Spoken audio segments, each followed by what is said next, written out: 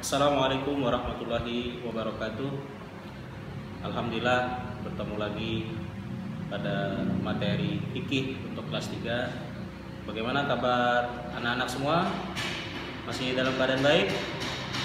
Alhamdulillah. Baik, kita hari ini akan membahas pelajaran 7 berkenaan dengan syarat-syarat sholat bagian kedua. Mari kita mulai pelajaran kita. Bismillahirrahmanirrahim.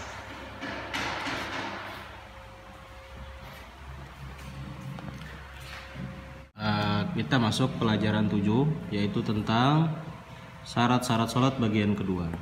Pada pertemuan sebelumnya kita sudah membahas 4 syarat pertama, yaitu Islam, ya, bahwasanya yang wajib dari sholat ini adalah orang-orang Islam.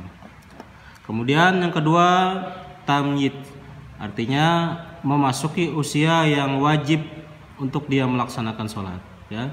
Dari umur 7 kemudian sampai umur 10 tahun itu sudah masuk wajib sholat. Kemudian yang ketiga, haruslah orang yang memang berakal. Maksudnya berakal ini dia waras, sehat, tidak gila, ya. Intinya sadar untuk melakukan sesuatu. Kemudian 4, dia sudah harus melaksanakan wudhu atau sudah mengerjakan wudhu. Nah, itu 4 syarat sebelumnya pada bagian pertama. Kemudian bahasan kita itu bagian kelima, yaitu menutup aurat. Jelas ketika kita sholat kita harus menutup aurat, ya. Sebagaimana diceritakan di sini, Sulaiman hendak menunaikan sholat dan dia memakai pakaian di atas lutut. Ayahnya kemudian berkata, "Kamu telah melewatkan satu syarat dari syarat-syarat sholat." Sulaiman kemudian bertanya, "Apa itu, wahai ayahku aziz?" Ayahnya menjawab, "Sesungguhnya pakaianmu, wahai anakku, tidak menutupi aurat. Dan termasuk dari syarat-syarat sholat adalah menutup aurat bagi laki-laki dan perempuan." Sulaiman bertanya, "Apa aurat bagi laki-laki dan aurat bagi perempuan?" Maka ayahnya pun menjawab, 1. Aurat bagi laki-laki dari pusar sampai lutut. Aurat bagi laki-laki dari pusar sampai lutut. Nah, ini berarti yang harus ditutupi wajib, tidak boleh tidak ditutupi, ya. Kemudian 2, aurat bagi perempuan seluruh badan kecuali wajah dan telapak tangan, dan perempuan bagi laki-laki asing seluruh badannya adalah aurat. Nah, jadi perempuan itu seluruh badannya adalah aurat kecuali wajah dan telapak tangan, ya. Dalam sholat ini yang harus ditutupi. Nah, kemudian bagian 6, yaitu menghilangkan najis. Artinya kita memastikan tidak ada najis di diri kita, di pakaian kita, maupun di tempat sholat kita, ya. Nah, ini jadi tiga hal, ya. Kita memastikan tidak ada najis pada badan kita, tangan, kaki, ya. Barangkali terinjak apa kan yang najis, ya. Kemudian di pakaian kita memastikan pakaian kita tidak dalam keadaan terkena najis, ya, atau terkena kencing dan sebagainya. Kemudian tempat sholat kita, mungkin sajadah kita, ya, memastikan tidak terkena najis. Kemudian 7, ya jelas masuk waktu sholat. Nah, sholat itu ada waktu-waktunya, khususnya sholat fardu yang 5, ya. Ada waktunya yang tidak boleh dilanggar. Artinya apa? Ketika melaksanakan sholat harus sesuai dengan waktunya. Sebagaimana Allah Ta'ala berfirman, "A'udzubillahi minasyaitonirrajim, innas sholata kanat 'alal mu'minina kitabam mauquta." Sesungguhnya sholat itu adalah kewajiban yang telah ditentukan waktunya atas orang-orang yang beriman. Surah An-Nisa ayat 103. Nah, jadi waktu-waktu sholat yang pertama adalah subuh. Nah, subuh kurang lebih pukul 4 pagi dini hari, ya. Bisa lebih bisa kurang, ya, sesuai ajannya, ya. Jadi waktu-waktu sholat pertama adalah subuh pada dini hari kurang lebih pukul 4. ya.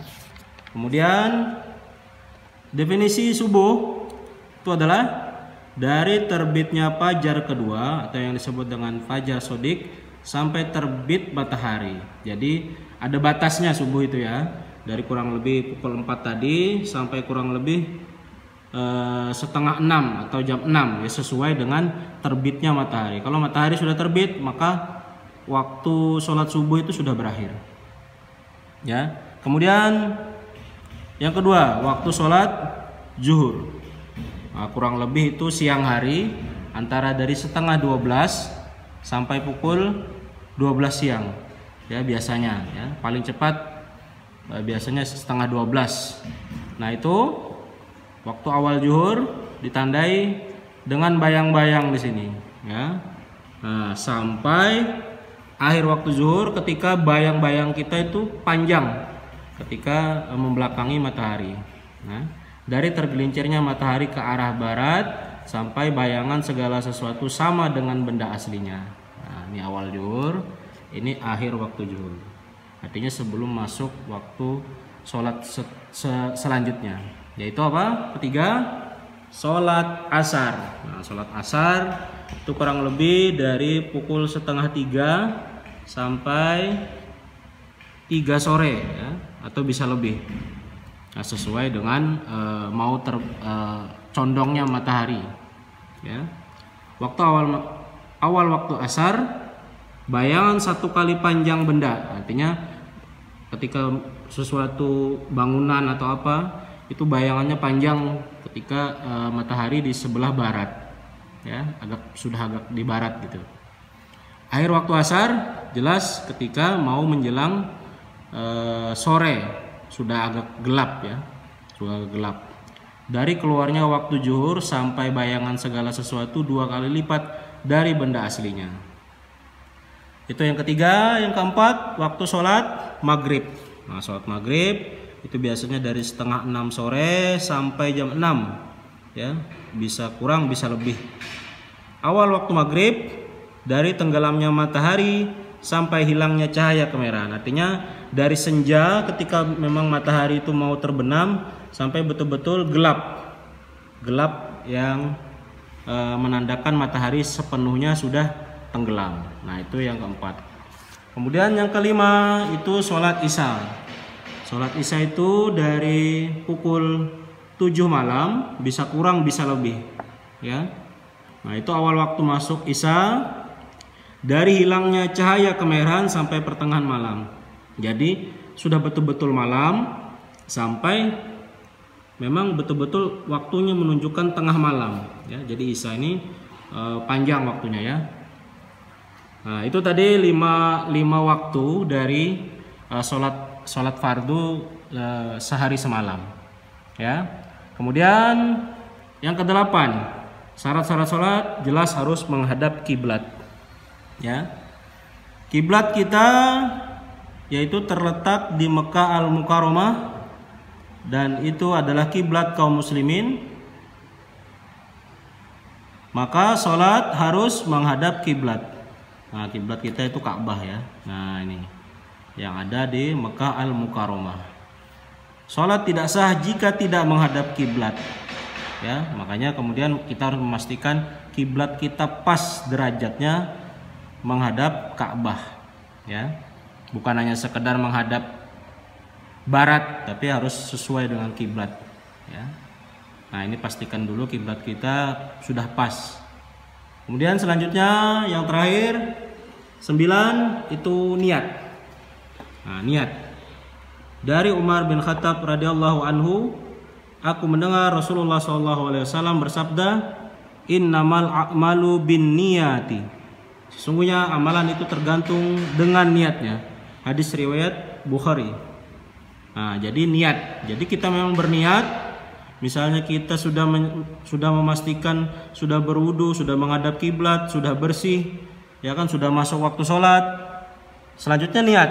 Nah, niat waktu subuh, maka kita berniat kita mau melaksanakan sholat subuh dan itu kita sebutkan di dalam hati saja. Karena niat tempatnya di dalam hati dan mengucapkannya adalah bid'ah. Nah, jadi itu 9 hal syarat-syarat tentang sholat ya, yang perlu siswa-siswa sekalian ketahui. Demikian, assalamualaikum warahmatullahi wabarakatuh.